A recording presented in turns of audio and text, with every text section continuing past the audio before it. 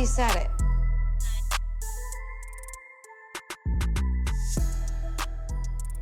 Hi, hello, welcome to another episode of Now We Said It. I'm your host, Quisha, y'all. How are you doing today? Tonight, whenever you are listening to this, to me it is night. I can't believe I'm actually getting an episode up on the day that I told y'all. You know what? It's cool. I'm hoping I can stick to this. Forget it, whatever. I'm here. I hope you guys are having a wonderful day wherever you are. You're feeling blessed. You're not stressed, all right? I don't have too much tea to talk about in the Bravo universe because I've been preparing for a freaking getaway. This is going to be my first time traveling in over a year. I cannot believe it. I'm actually pretty excited and nervous at the same time. You know, I'm a bit of a germaphobe, so we're going to see how this works out, but no worries. Should I say this on the podcast or not? Y'all, I'm hoping to come back with a ring on my finger, okay? The ring didn't mean a thing. Wait, how did that song go? The ring didn't mean a thing? Whatever. Why am I singing that in the cadence of money can't buy your class? But then it go like, the ring didn't mean a thing. I'm not sure how that song went, but to me, the ring does mean a thing. And God willing, my boyfriend doesn't listen to this, but I'm hoping to come back with a ring on this mother finger, y'all. If not, then this is gonna be slightly embarrassing. I might cut this out. Is it just wishful thinking? The only news that I have as far as tea goes, I have not caught up on Summer House. I think I'm one episode behind. I am loving Summer House, but I don't want to recap it because that is the one show that I can just watch casually and just enjoy and soak it up. But I kind of also want to talk about Summer House at the same time. Okay, I'm only going to talk about it real quick because I have not seen the latest episode. The last one I saw was the one right before Luke and Kyle get into their little scuffle or whatever. I don't think that Luke and Lindsay hooked up. I really don't think so. Is it just me? What do y'all think? I don't think Hannah's funny at all. It's very like everybody else says, just very memeable things that she says. And she used to work for Betches. It's very Betches energy, okay? And that's just, it's funny sometimes, but I would never go want to see a Betches comedian at a stand-up show. I do not. Betches does post funny stuff every now and then, but why was I even talking about this? Oh, like people's perception of Hannah. So I see Hannah totally differently. Like, when I first saw Hannah, I was like, oh, she's this perfect, beautiful girl. She's cool. She hangs out with this really cool, funny comedian. She's got to be cool to be hanging out with him. And so when she got on Summer House, I loved Hannah for different reasons than everybody else. Everybody else loved her because she was like embracing her athletic body and not having like a super high voice and all that kind of stuff. So she was like, people were loving her for that, but I was loving her for a different reason. I was like, oh, she's this cool girl. She's this cool girl that dated a comedian that I know. So to see the decline of Hannah Berner is interesting to me. He's never said anything bad about her or anything like that, but he made one comment about her like being on reality TV and being like, oh, like he dodged a bullet. He said something like that. And I'm sure she's spoken a lot about their relationship on her podcast. I haven't listened in a long time. I definitely listened to the one that she did with Nikki Glazer because they both dated him and they talked about it, and I was like, this is awkward. But anyway, so to see Hannah be this person, it's like, oh, so this is who you are. Not saying I knew who she was in the first place, but I had a different perception of her. So congratulations to her on her engagement. I don't know if I mentioned that on the last episode, but she did get engaged to her boyfriend, Des. And from what I saw in the preview, he's going to be joining the Summer House. So it's like, what was all this Luke shit? It's very odd. And the whole Sierra and Luke thing is awkward to me too. But I see Sierra's side. I think she was thinking Luke was a totally different person. Then she got in the Summer House and realized, oh, he's a fuckboy. And she just kind of wanted to distance herself. And then I heard some other stuff that they're also filming Winter House right now. And I heard that Sierra's taking up with Austin. Ugh. Like, girl, why Austin of all people? You move from one fuckboy to an even worse fuckboy. Austin is the worst. Madison. Every time I say that, I think about Danny Pellegrino saying it. Madison. Oh my gosh. I can't believe it. It's like, Sierra, please. She's so beautiful. Why is she surrounding herself with these fuckboys? And Austin isn't even all that cute. Now, if you were to line up the Southern Charm men and ask me who would I have sex with, Craig would be number one and Austin would be number two. But look at the options. I cannot do this. In sad news, I follow the Biermans from my backup account because I do not want to follow them on my main account. By the Biermans, I mean I follow Ariana and Brielle. Their stories are always fun, positive, cute stories. But again, I don't want to follow them on my main page just because, Very sad to hear that they lost one of their friends. It's really sad because I watched their stories and Brielle was just with him. She was with him the night he died. I don't think that she was with him when it happened because she seemed kind of shocked. He was involved in a hit and run. So if you go to their Instagram pages, they have information on the vehicle and they're still trying to find the person that hit them. The truck was called like a Track Hawk or something. Let me see. I'm going to go read it real quick. If you're in the Atlanta area and you know anything about this vehicle, please report it because I heard it's like a very unique vehicle. I've never even heard of it before. Give me a sec. I'm going to look it up real quick. So here's the information. His name is Ethan. He was killed in a hit and run on Piedmont Street around 3 a.m. about a week ago. The car was a Track Hawk gray with yellow accent. If you know anything about it, please call the Atlanta police. Y'all, it's so sad. He looked like a super sweet guy, and it's just crazy because when Ariana posted, I was like, wait, is that the same dude that was just in Brielle's story the night before? And it was him. It's so crazy. You really can't. You're here one day, you are truly gone the next. So if y'all know anything about it, just, report it. Just so sad. He was a young man with his life ahead of him and killed by a damn hit and run. Just no respect for people that do that. And I feel like from what I heard in the comments and stuff, they had to have known that they killed the person. Nothing happens good. What do they say? The only things, what did Sierra say? Her mom said, the only thing open after 10 p.m. is the liquor store or the gas station and your legs, okay? And just people out here doing reckless shit. Not saying you don't have the right to be out that late. You certainly should, but it's never a good thing, So sad to hear about that. Nobody deserves to die young. Nobody deserves to die at all, especially from like a hit and run situation or any kind of reckless accident. It's just very sad. Other than that, I don't think I have any other tea to talk about. They postponed the Beverly Hills trailer because Andy had some dumbass announcement. I guess he's hosting some show. I don't even know what it was. I didn't even bother. Other than that, I've only been laughing at memes of people posting the people that understood the assignment and then the historical places in history. I can't really explain it all. If you follow me on Instagram, now we said it. Just go to my Instagram stories. I post a lot of them on my stories. Just have a good laugh. All right, y'all. So with all that being said, let's get right into the recaps. And we're going to start off with Dallas as usual because it is the most boring. Let's get into it. So this episode is season 5, episode 13. It's called Bigfoot Bigger Drama. As far as Dallas goes, I would say this is one of their better episodes. It was still pretty lackluster, but there were some decent points in it, I guess. I can't even rate the Dallas episodes anymore from good to bad because they're all bad. Honestly, I don't really have a standout episode for Dallas just yet. Maybe the one with Deandra being drunk and Mama D, her and Mama D. That might have been, what was that, 2 episodes ago? That might have been the highlight. And anytime Darren is on the screen. But them damn sideburns, honey. Sorry if y'all can hear me moving around a bit. I am laying horizontally on my futon. Home is where the heart is. Comfort first. We pick back up with Deandra defending herself against the women. Remember, they're all like going in on her for talking to the whoever about Brandy's racist video. They're all asking her to apologize. She says she made a mistake and she basically says, I've been trying to apologize this whole time, but nobody is hearing me. And then she looks at Brandy and she says, how can we show support? Because this is something that you need to do on your own, but we are here for you. And Brandy starts crying and says that I'm trying to move forward, but then I see all these things that my friends are saying about me and it's hard to do that.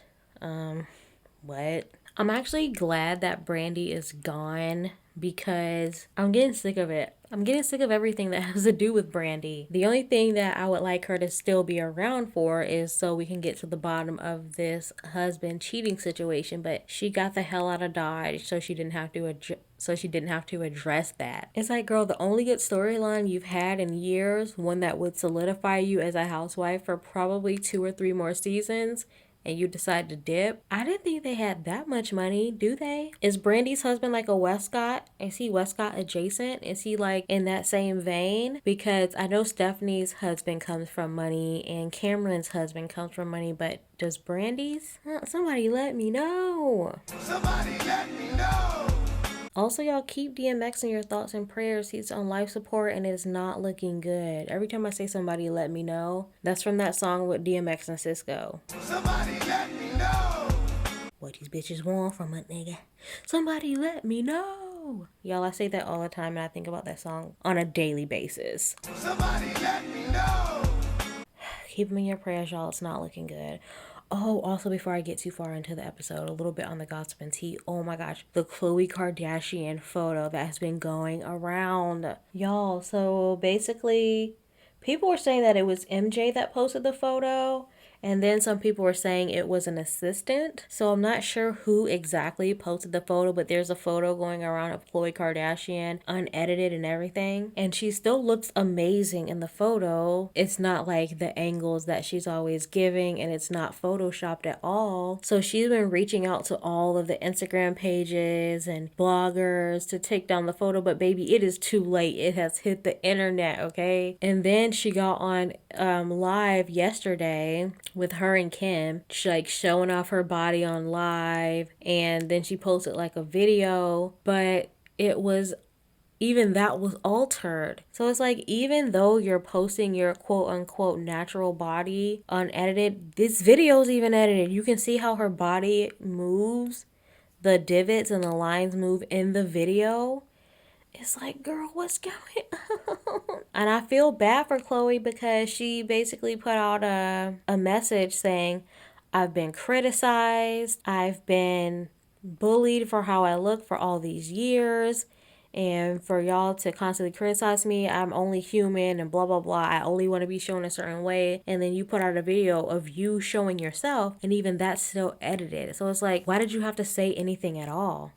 Just let it be. For you to be so bothered, who cares? You're a freaking multi-millionaire. Just something about it is like, I feel so bad for Khloe because she is under a lot of scrutiny and judgment because of the people saying, oh, she doesn't look like a Kardashian, she's ugly, she looks like Sasquatch, like all this dumb stuff. And it's like, first of all, no, she doesn't. I'm sure she's like breathtakingly beautiful in person and stuff. So it's like, for people to say this kind of stuff, but also for her to let it get to her, like, girl, give me half of your money. I would be so unbothered.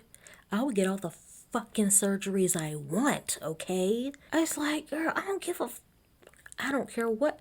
And I understand you're constantly being, I've never had the displeasure of being like compared or judged up against my sisters or brothers or anything like that. But even if I was, it's like, bitch, I'm still rich. But I guess for them, that's not enough. They want to be seen as perfect in everybody's eyes, I guess. Like just being rich and happy.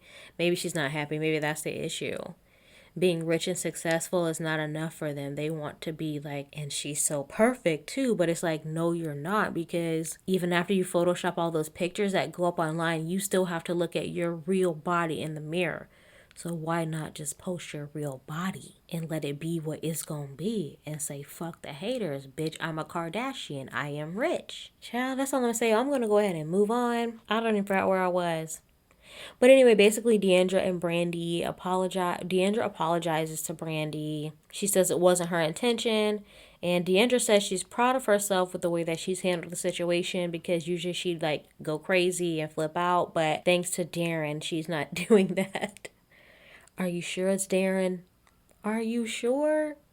The only thing Darren can do for you, baby, is hook up those extensions and Google shaman related activities. He is not any kind of spiritual guidance. I guess if it's working for her, fine, but you could be paying, I'm sure, half the price for an authentic shaman or, authentic real guidance, not a ex-makeup artist who I believe is still working it, which is fine, but like he doesn't even know the whole, when he had to look up the lyrics, why didn't you already know this, dude? Of course people are going to ask you what things mean. All right, whatever. I'm skipping around. Okay. So they start heading out in the Ivy, y'all. Brandy is driving and she reveals that she's blind in one eye.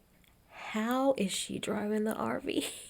So they stop at a gas station and they proceed to act like people that have never been at a gas station before. Stephanie's confused as to how to pump the gas, even though the instructions are right near the gas tank. The women come out and they're like, oh my God, Stephanie, how did you figure that out? Bitch, it says it on the tank. Unlet it and turn the car off and turn the RV off. Like, what? To be so blind or to be so oblivious or ignorant to not know how to pump gas is truly a luxury I aspire to. But I feel like in all these 30 some years of my life, it's ingrained in me and I would never pretend to not know how to pump gas. Okay. Now if it's in like a vehicle like I don't understand, like they were driving like a U-Haul or an RV, of course I'm gonna be a little clueless, but the instructions were right there. Deandra takes over driving.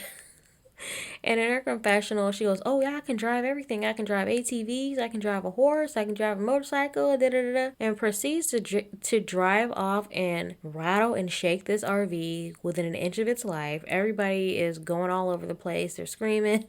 Then they arrive at the cabin, and Stephanie's like, in her confessional, she's like, oh, they're not going to know what to expect. They're going to feel like they're slumming it. She said something like that. And they get to the cabin. It's actually really cute. It's, to me, would be considered glamping. It's luxury. It's a beautiful cabin. It's actually really nice. And the women are like, oh, it's so rustic. Oh, now we're really camping now, guys. No, the fuck y'all are not. Y'all are staying at a nice hotel in the middle of the woods, basically. Carrie brought Jello shots because she's 18 years old. She's giving them instructions on how to consume the Jello shots. Like, man, what the fuck? So in order to decide who shares rooms, Stephanie has all of the women put their shoes in a bag that they have to draw a shoe out, and that's whoever's shoe you pull is the person you have to share a room with. Stephanie says that this is a known system in Oklahoma. I'm gonna need to see some receipts, sis. Cause I ain't never heard about it a day in my life. She was like, yeah, you know we got the old shoe in the bag trick over here in Oklahoma, bitch, what? So we have Carrie and Stephanie sharing a room. Cameron and Tiffany share a room, which leaves Deandra and Brandy. Now, in the confessionals, before all the ladies are picking their shoes, Carrie and Brandy were like, please don't let me get Deandra. Please don't let me get Deandra. And Brandy ended up with Deandra. Good, you deserve it. I would love to room with Deandra. So what? She keeps a lot of stuff. Who cares? Then Carrie starts being annoying and she's complaining that they don't have staff to help them with their bags. Like Tiffany said, you're camping in Oklahoma. No, I can't stand Carrie. We see Deandra struggling to put on underwear. She's putting on camo underwear to match her camo outfit. And her and Brandy have a little bit of fun. And Brandy says, you know, I do enjoy Deandra when she's like this. So then they go out to have like hot dogs on the fire. Carrie's making drinks and she's making her drinks very, very strong. They get her on the fire. They don't even have hot dogs on a stick. They put them on like hangers, like wires. No, wire hangers. And Tiffany was like, are these sanitized? And Stephanie was like, bitch, you made me eat chicken feet. You're about to put this hot dog on this wire. Deandra builds the fire. Deandra's very outdoorsy. She can build the fire. She can drive the RV. She knows her way around some stuff now. Y'all don't knock Deandra. So then the ladies are joined by Charles, who is the Bigfoot man. He saw Bigfoot, so he's there to tell them stories and help them hunt Bigfoot. He starts telling his story and Tiffany is yawning and getting tired. I think she's drunk. On top of not believing him, even Deandra's like, she's paying attention because he said they were turkey hunting at night. And Deandra goes, so why were y'all turkey hunting at night? Turkey hunting usually goes on during the day. Y'all, Deandra knows a lot about being in the outdoors. Being in the outdoors, being out in the outdoors. Being outdoors. Whatever. She knows a lot about being outdoors, okay? I didn't know you hunt turkeys in the day. I mean, I would assume you hunt everything in the day so you can see, right? Y'all don't get me to line because I've never hunted anything a day in my life. And then Carrie starts in being super rude to Charles, like attacking him for being a hunter. Bitch, first of all, you're eating hot dogs. And I've seen you eat multiple meats ever since you've joined the show. So where all of a sudden is this PETA bitch coming out? I've never seen PETA Carrie, but here she is, y'all. She's so drunk though. She's very drunk. And then she starts asking him, does he feel guilty anytime he kills a turkey? And then she was like, can I ask you something? When you kill a turkey, do you get a hard on? Like, girl, you have never met this man, and he seemed like a sweet guy, and it's just like, I hate when people act like that. You know what that reminds me of? It reminds me of people that are rude to waiters and waitstaff. They just kind of talk to them any kind of way. It makes me so embarrassed. It definitely gave me those kind of vibes. Carrie definitely seems like somebody that would be rude to her waiter or anyone that's taking care of her. Ugh, yeah, I cannot stand her. I don't even think she's a polarizing person. I just think she's like hateable, period.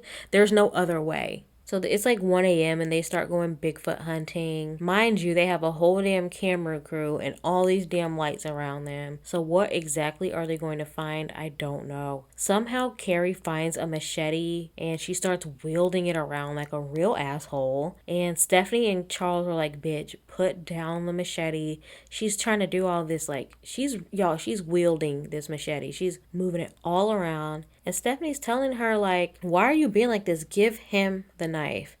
And then she starts being rude to Charles again about hunting animals. And Stephanie's like, you're being very rude. Then Carrie tells Stephanie that she's full of shit. And then Stephanie was like, well, my grandfather used to hunt and he's a perfectly nice person. And Carrie was like, I don't like that he kills animals. Well, then you should be a vegan.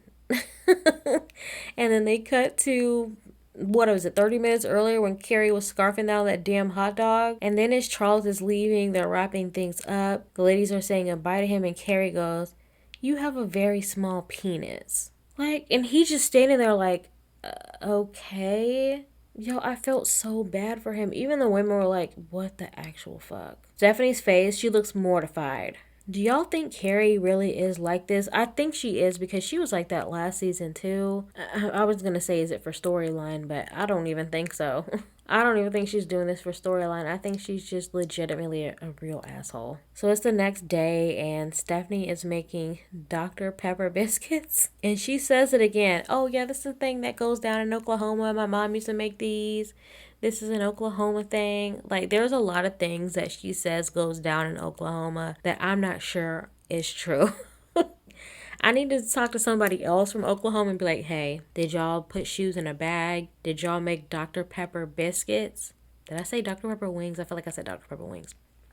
Did y'all make Dr. Pepper biscuits? I just feel like she's blaming a lot of stuff on being from Oklahoma when it's just stuff she found on Pinterest. Carrie finally comes down for breakfast. Everybody kind of had like an assignment. I think Tiffany made bacon and mimosas. Stephanie did the biscuits. Deandra did the eggs. They all kind of had a little bit of an assignment, but Carrie comes down late and proceeds to insult Deandra's eggs. She's like, they look nasty. They look disgusting. First of all, they did not. They looked nice and fluffy. And she's saying how she's hungover. And Stephanie tells her that she was extremely rude to Charles. And then she goes, I'm sorry, Stephanie. Like, very sarcastic with a dumbass smile on her smug-ass face. Y'all, she's not even adding any kind of value. I guess maybe being hateable. I don't even think that's the case because she's also very useless. Like, it's just for no reason. Stephanie was like, no, you're not sorry because you're laughing. And then Stephanie says she wants Carrie to call him and apologize. And Carrie goes, okay, I'll call him. And I'm going to say, well, my friend said that you feel like, and Stephanie was like, no, you need to call him and say, I did this. And Carrie interrupted her and goes, I'll apologize to him however I want. Okay. Does anybody like Carrie? Y'all, please let me know. Do you like Carrie? Do you know anyone that likes Carrie? I need to know, are there any Carrie stans out here in the world? I really need to know. Because y'all, there cannot be people out here running around a fan of this woman. I need to know what you look like. I want to look into the face. So then the ladies split up into groups. You have Brandy, Carrie, and Tiffany going fishing. And Stephanie, Cameron, and Deandra go wine making and tasting. And Carrie finds out that they're doing catch and release. And she's like, oh, see you guys, look, we're putting them back in the water. When did she become an advocate? Just somebody let me know. Somebody let me know. Somebody let me know. So on the fishing excursion, Tiffany says that she feels closer to the ladies and she's happy that they have her back. She's never really had girlfriends and it just feels good. Then you shoot over to the winemaking and they're making Chardonnay in a sink, bitch.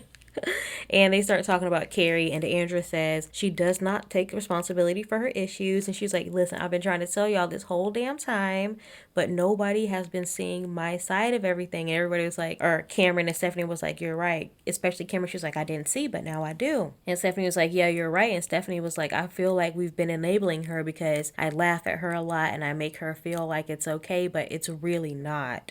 And then they agree that she needs to take accountability because she's a piece of shit. And then they shoot back over to the fishing and Brandy is explaining to Carrie how Stephanie felt. And she goes, yeah, and she started crying. And Carrie was super surprised. She was like, she started crying? And she goes, oh, now I feel like a piece of shit.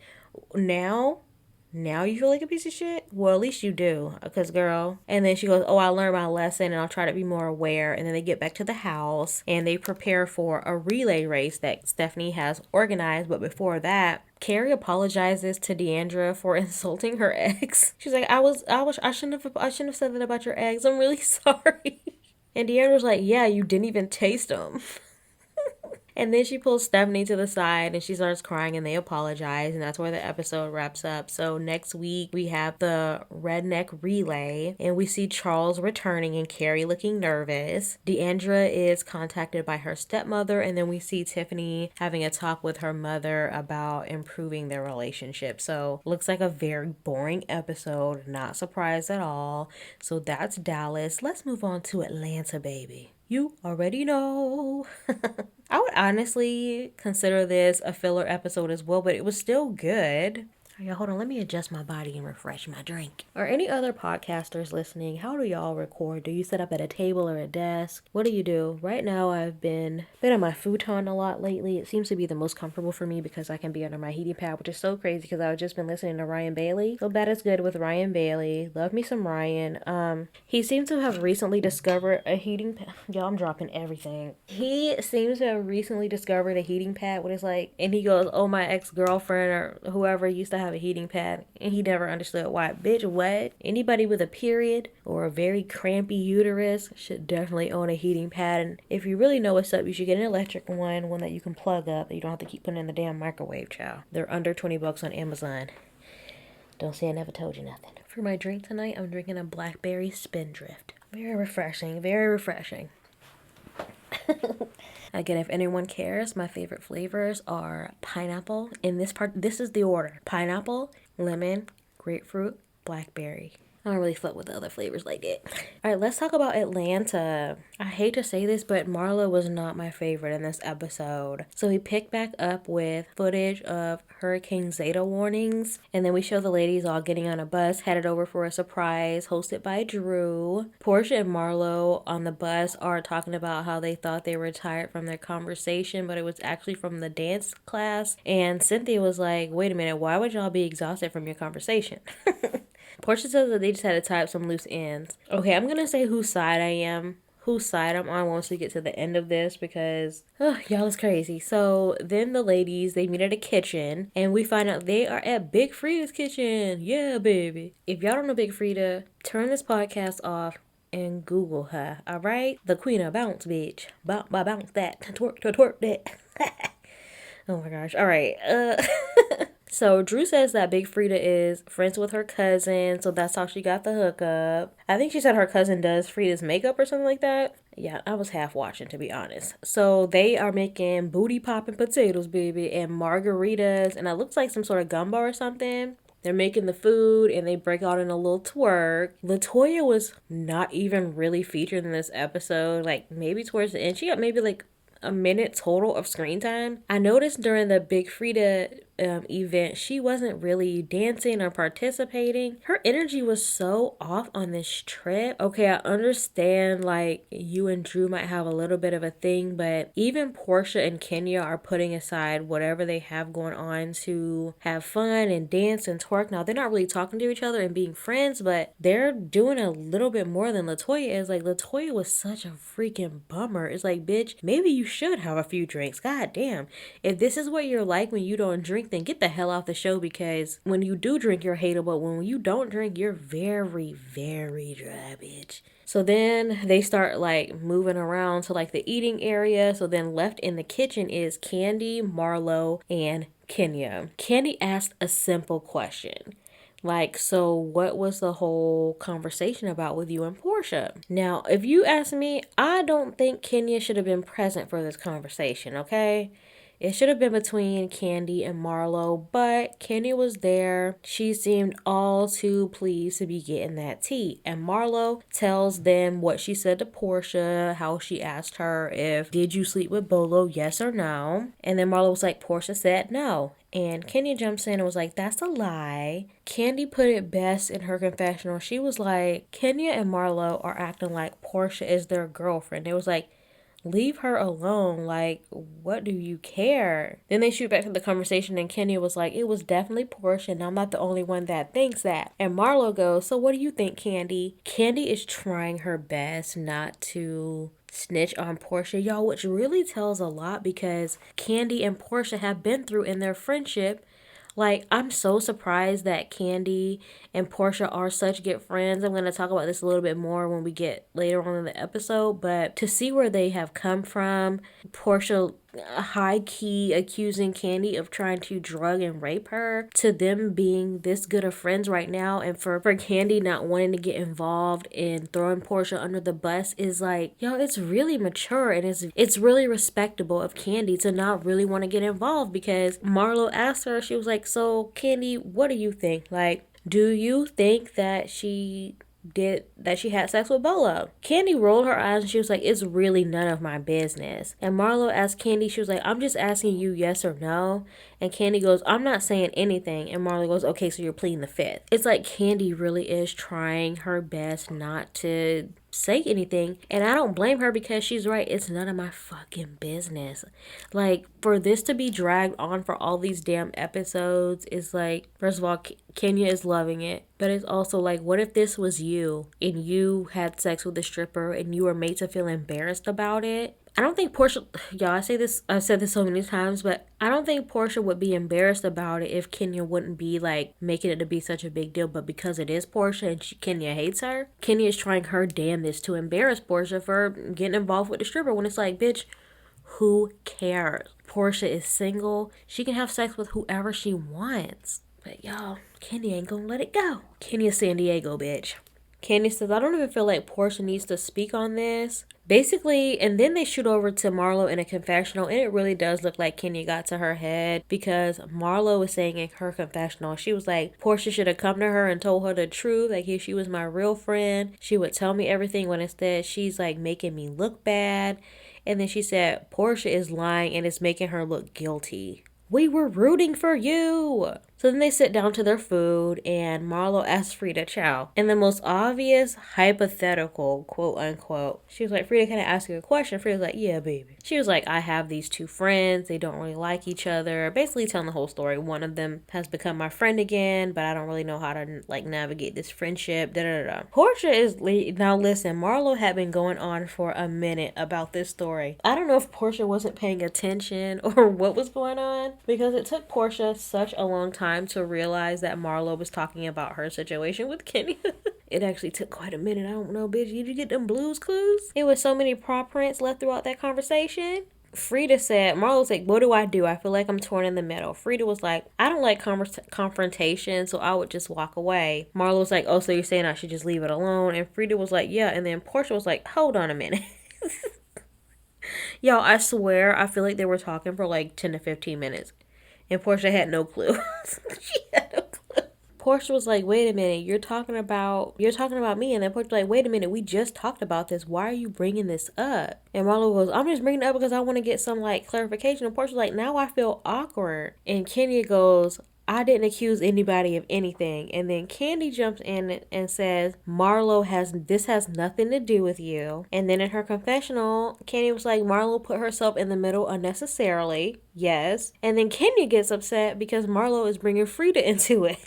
Yo, meanwhile, Frida is just like eating her food and looking at them like, baby, this is a mess, honey. And then Kenny goes, I'm telling the truth. And then Portia got annoyed and goes, I no longer have anything else to say. Marlo gets upset and storms off. Turns out she went the wrong way. She had to come back. She was walking the wrong way and she had to come back, like, past them. You know what that reminds me of? That reminds me of that Maury episode when that lady, y'all know on Maury, every time they find out that the dude is not the father, the ladies get up and run around. It reminded me of that because Marlo, she had to come back. So she walked back past them and she was like, damn it, I was going the wrong way. And you bitches still having your fake ass conversation. She was like, a bitch ain't got to put a lot on me. And she goes, and I won't straighten any motherfucking ass out. But it's like, Marlo, you don't have anybody to straighten out about because you're the one creating the drama. Honestly, Kenya and Portia didn't really, I don't feel like they put Marlo in the middle. And I don't think that they were going back and forth talking about each other. All Portia said was like, be her friend, but don't talk about me to her. And I believe Kenya said the same thing. I don't think they really put Marlo in the middle at all. I think Marlo put herself in the middle, just like Candy said. Candy was like, why are you trying to embarrass us in front of Big Frida? So then they're all like talking outside. Well, it was Marlo, LaToya, and Kenya. And Marlo ends up leaving with LaToya, and Kenya comes back to the table, and everybody's like, well, what's going on? Kenya was like, Marlo is upset because she feels like she and Portia were friends. Portia got very upset and was like, don't say my name, which is like... Portia was kind of being aggravated in my opinion because she kept like doing that thing where you talk loudly and you say the same thing over and over. Don't say my name. Don't say my name. Keep your name out my mouth. Keep my name out your mouth. Keep my name out your... Like, did it like that. And it's like, don't do that. I hate when people do that. It's like talking loudly and saying the same thing over and over does not emphasize, nor does it get your point across. Like, you just look like a dummy repeating yourself. And Kenny was like, I can say your name all I want. And she was just trying to say what happened. So I feel like in a way Portia does that to kind of shut things down, but it doesn't really work. Kenny was like, I can say your name. Do not direct your anger at me. And I agree. Can't believe I'm saying this, but I agree. She's mad at Marlo, not Kenya. So don't be like getting crunk with Kenya when it's really Marlo that you should be upset with. Candy goes, I'm just going to say something. She goes, at the end of the day, what difference does it make if somebody decided to fuck the stripper? She was like, what difference does it really make? And everybody's like, it makes no difference. And it's true because like, how does it affect you at all? What Portia does. I'm very confused. After they say, oh, it makes no difference, then Shamia says, then why are we still talking about it? Kenny goes, I'm talking about it because they're talking about it. No, you kept talking about it. And then Kenny goes, are you going to continue to lie about fucking Bolo? Portia goes, fine, I did fuck Bolo, and I fucked the man that made the pig. I fucked everybody. Kenya and Portia start calling each other bitches, child. And then they kind of wrap up the day. So then we have the next day. You have Candy and Marlo. They're meeting to have a conversation.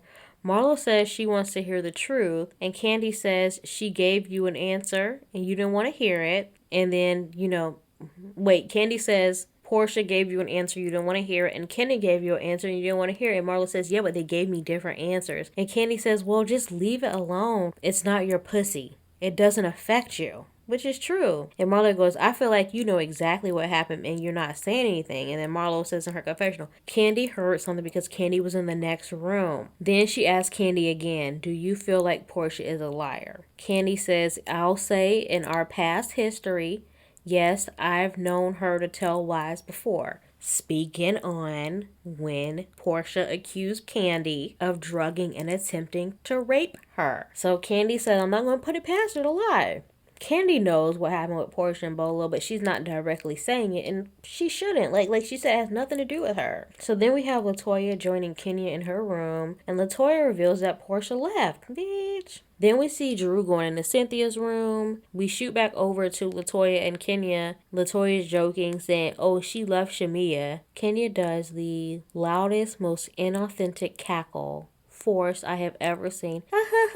Like doubled over. Girl, it is not that funny and you are not really laughing. And so what if she left Shamia? Shamia's still friends with everybody else, but I guess maybe Portia told Shamia and Shamia's like, well, I want to stay. Who even fucking knows? Latoya says that Candy told me this morning before she left. Candy left too.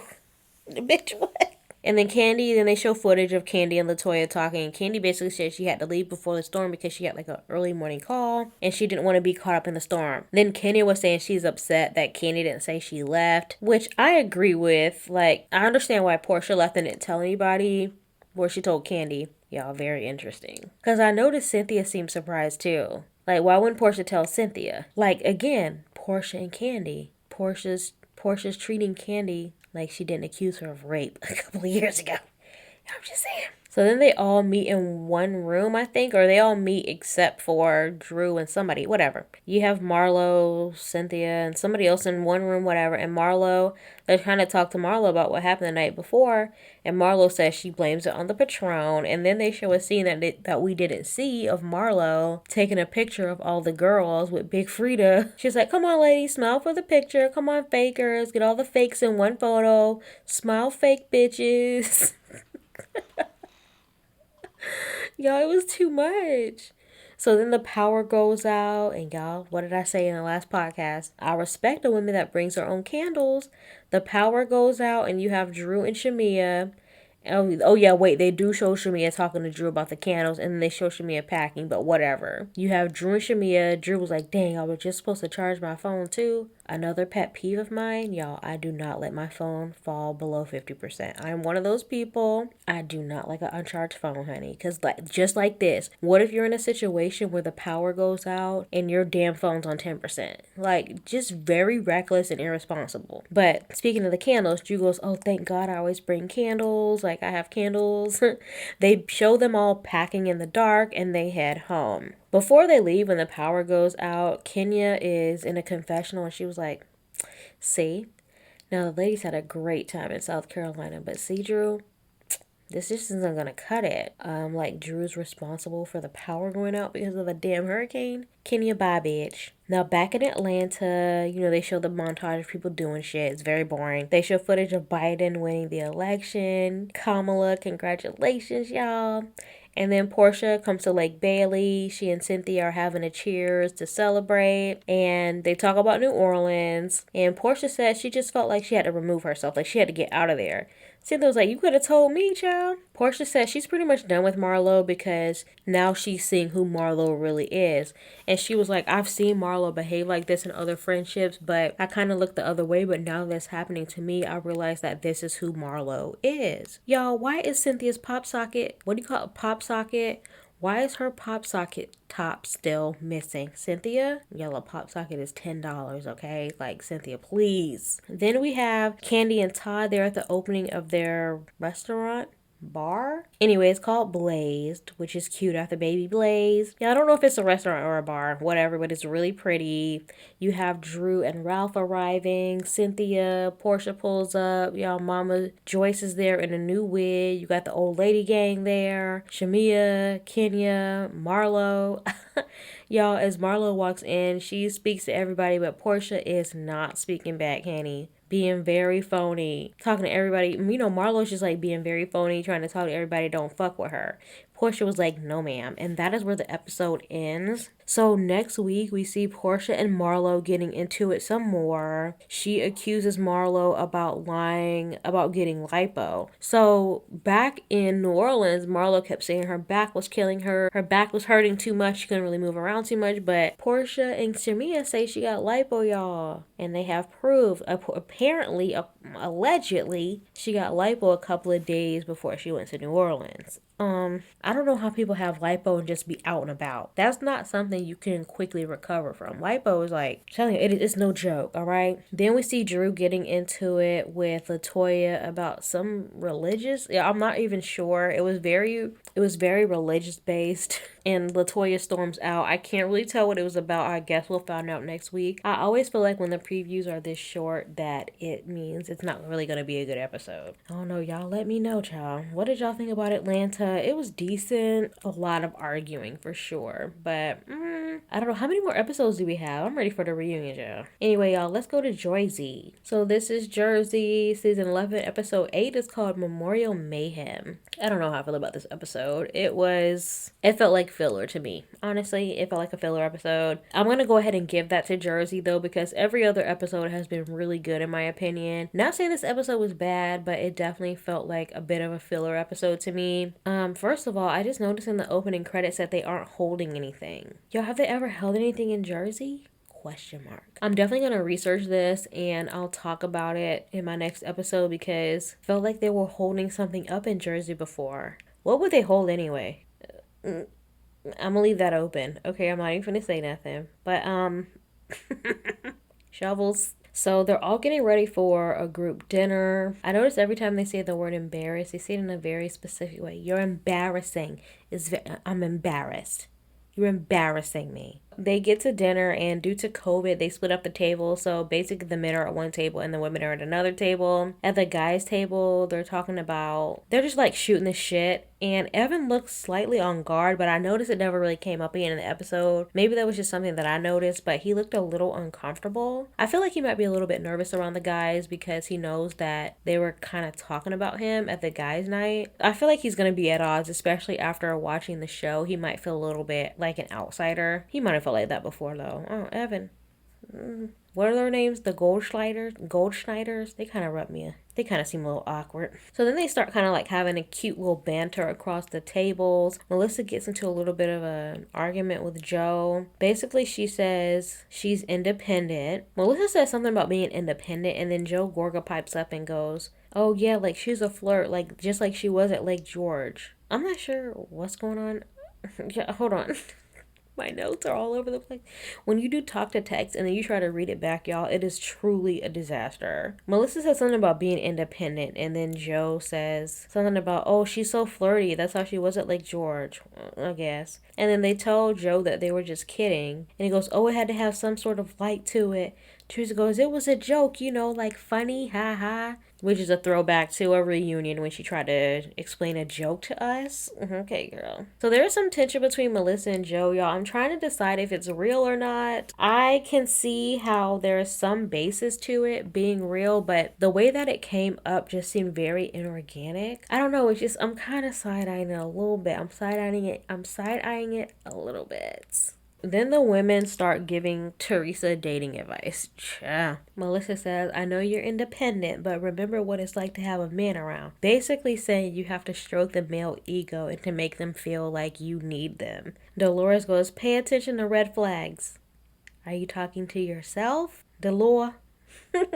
DELORE. Jennifer says, I would say don't let them curse at you. And Margaret pipes up and goes, so do you think Joe should leave me because I yelled at him last night? Y'all, they order appetizers and they are getting such a kick out of calling the octopus pussy and puss. Everyone's like, how's the pussy tonight? Like, how's the puss tonight? Did you get the octopussy? It's like a lot of puss talk around the octopus. Like, okay, y'all. And then the guys start ragging on Joe Meningo, saying that Margaret is tough on him, and he goes, yeah. And then they're like, oh yeah, she wears the pants, and she wears the pants in that relationship. He's like, well, whatever. Like within 10 minutes, we're back to being good, which is true. They're cute. I like Joe and Marge. And Marge says that all Jennifer wants to do at home is take care of her kids. And then the women actually come to Jennifer's defense, saying that, listen, at one time we were all stay-at-home moms taking care of the kids. And Jackie was like, listen, what do they have? 4 kids. Jennifer has 5 kids. Teresa has, 5, right? Melissa has 3. They were trying to explain to Marge, like, hey, like, listen, being a mom is a full-time job. Even Jackie was like, there's times I would rather go to work than stay at home with these damn kids all day. And I agree. It's like, stop trying to make Jennifer feel bad for having her husband support her. Bitch, I would love. I mean, I'm saying this now as a woman with a job and no kids, but I don't know. I commend the women that do both. I really do, because it's like, they're making it, watching this show, it seems very hard to have the both. And Marge, I feel like she's shaming Jennifer a little bit. I also think that's the only thing she can come at Jennifer for. Jennifer has 5 kids, okay? Like, damn, get off her back. If she has the luxury and the opportunity to be home and be there for her kids all day, so fucking be it. So Marge doesn't really have, what do you call it? Oh yeah, oh Lord, a ball in the game. a leg in this game. Y'all know what I mean, okay? Marge doesn't have a leg up in the fight. Whatever. And then they start talking about the situation with Marge's boss, and Jen was like, well, you made it seem like you were sexing it up. Marge says, no, I didn't. I definitely was being taken advantage of. The men notice that the fights are getting a little bit heated, so they quickly ask for the check. Y'all, they are like, no, let's get out of here. Y'all not fair to embarrass us from this company. Let's go. Y'all acting a fool in public. So they head back to their ride, and then Joe is upset that Melissa didn't wait for him. Now, this is where it's a little like, what? But I could also see it being genuine because they're drunk. Basically, he's upset that she didn't wait for him and she started like walking straight to the car. He slams the van door shut, and then they start bickering. Joe says that Melissa has changed since she became a businesswoman, and Melissa called him spoiled, and then he goes, keep talking to me like that and I'll never talk to you again.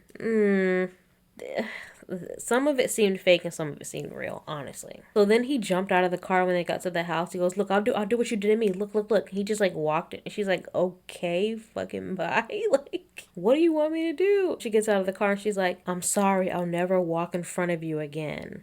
Ciao. Melissa was like, she's been kissing his ass for years, which she has. Oh my God, y'all, go back to when they first got on the show. Bitch. So they all walk inside. Melissa goes upstairs and Joe and the guys go outside. And then Joe says that his parents' relationship reminded him a lot of him and Melissa back in the beginning. Fame has gone to Melissa's head and she's a different person. But he kept saying, like, he said it a few times, like, she slightly changed. I don't know Melissa on a personal level. Honestly, she seems stuck up from the beginning, okay? Like, I don't think much has changed with Melissa as far as, like, thinking she's a star. If y'all recall from the first seasons when she got on, she was like, I was meant to be a star. I was meant to be in the spotlight. Like, she was always a little bit full of herself. So I don't know how much that could really change, okay? Like, she was full of herself then and she's still full of herself now. Like, what could have changed?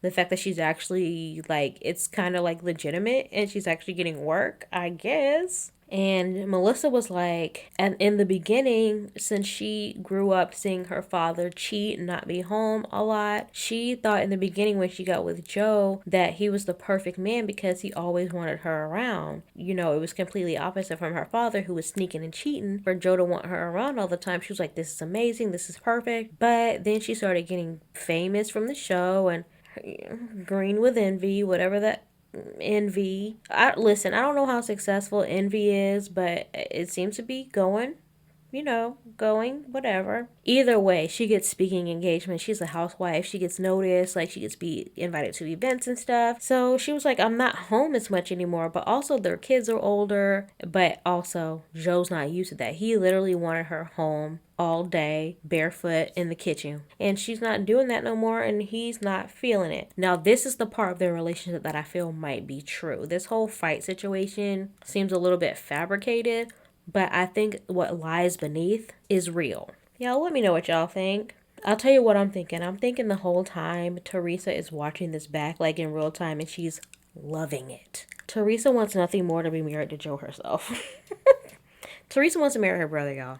I said it. Y'all, it's the next day. They're up there exercising. Listen, God bless. God bless the people that can get up and exercise the day after drinking. Especially they didn't drink that much that night, but whatever. So Melissa says that she and Joe haven't spoken since the previous night. All the other couples are feeling the tension. It's the day of No-No's memorial service. Joe apologizes to Melissa. How do I feel about the apology? It definitely is a sweep it under the rug apology. Like Melissa said, they were going to address things later. Since it's No-No's Memorial Day, it's not the time to like hash out all their issues, which I agree with. So the kids arrive. They have an au pair. The Gorgas do. And both of the houses, like the Dolores' house and the Gorgas, they travel via boat sans kids to have a meal. On the drive over, Joe Gorga announces that he and Melissa had sex, child. Okay, so they go to Martel's for lunch. Teresa then gets involved in Joe and Melissa's drama, and Melissa, you can tell she's a little bit reluctant to talk about her issues with Teresa because Teresa is looking for any opportunity to hate Melissa. She really is. Joe feels like I don't give him enough attention, and Teresa's like, so give it to him. And Melissa's like, ugh. I give him so much attention as it is. And Teresa's like, yeah, me and my brother, we like a lot of attention. Teresa, Marry your brother then, bitch. Jackie, Teresa, and Jennifer are literally talking less than a foot away from Melissa, and they're talking about everything that happened. Meanwhile, Joe's phone keeps ringing, and Melissa answers it, and then the person hung up. And then they show a shot of Joe being on his phone all day, and Melissa's like confused, like, who the fuck is calling you all day? And she looks at the phone, and it's from realtor Giselle. Is Giselle from Potomac selling houses? If so, she needs to sell the one that she currently lives in. And he goes, oh yeah, it's just like about a deal. I got this deal going on. He gets back to the table and his phone keeps ringing and he keeps declining the call. And then Dolores and Joe start talking and Dolores is trying to explain to him, listen, don't throw all this away because of your ego. Melissa loves you to death. Then you see Frank on his phone a lot and I'm like, what is Frank texting Joe? Y'all, we find out it's a prank. The guys have been calling Joe's phone all day to get back at Melissa for what happened at Lake George. Ciao. Anyway, so they head back and they're getting ready for the memorial. Melissa's house has been completely transformed. It looks beautiful. Everybody's decked out in white. At the memorial, y'all, I'm not going to talk about this because I will start crying. But Gia gives a speech, and all I'm thinking about is waking up in the morning, thinking about so many things. I just wish it would get better. Recently, that song has made its rounds to TikTok, and it's like, y'all don't even know where this is from. I do not like that y'all don't know what this is about. I don't like TikTok taking our Housewives clips and turning them into something that they're not. Us dedicated Housewives watchers, we put in over what about 14 years of our lives to know all these clips. Don't you dare. Don't you dare. Yeah, so they give the memorial for No, y'all. It's so beautiful. I'm not, like I said, I'm not about to get into it because I will start crying, but the pictures are beautiful. Gia gives a speech. Everybody looks gorgeous. It's amazing. And they all wrap it up with shots of Blue Label for No. Now, next week, we have a psychic coming. I just feel like we should compare all of the previous psychics or all the psychics on the show to Allison Dubois and now whoever that lady was that was in Salt Lake. Those are the two people to live up to, okay? Other than that, I don't want to see it. The psychic tells Teresa that love is in the air. Okay, chia. We see Joe and Melissa getting into it a little bit more and how they're at different stages in their lives. I think that was Dolores crying. I don't know. But then we see Jennifer's parents confronting each other. So that is Jersey. Lovely episode. Very good. Listen, not the best episode, but listen, it's better than Dallas, okay? Listen, they can't all be winners. Jersey has been really bringing it for the past 7 episodes, in my opinion, so they deserve to take a week off, and this episode was still pretty good, all right? So that is it for this recap, y'all. Please let me know what you think. Hopefully, the Beverly Hills trailer will be out by the time I get back from my little trip, and hopefully I'll have a ring on my finger, y'all. I don't know. Listen, if I don't, I'm going to keep this in here, okay? Just to hear my excitement. Anyway, those are the recaps. Please let me know what you think. I should probably say this at the top of the episode, but it's too late. I don't know if y'all know this, but in the show notes, and if you're watching this on YouTube and in the description box, I've started to put timestamps in the notes so that y'all can skip around if you don't want to hear the gossip part or if you want to listen to a specific city recap. You're more than welcome to do that. Just try my best to be helpful. So please let me know what you think about this episode. Please give me positive rates and reviews. I really appreciate it, and it really helps me out a lot. Share those with all your friends that like this. Thank you so much for listening. And oh wait, you can also email me at nowwe'vesaidit@gmail.com. Please follow me on Instagram. Everything will be listed down in the show notes and description box down below. Thank you so much for listening, and I will see y'all next week. Bye. Somebody let me know.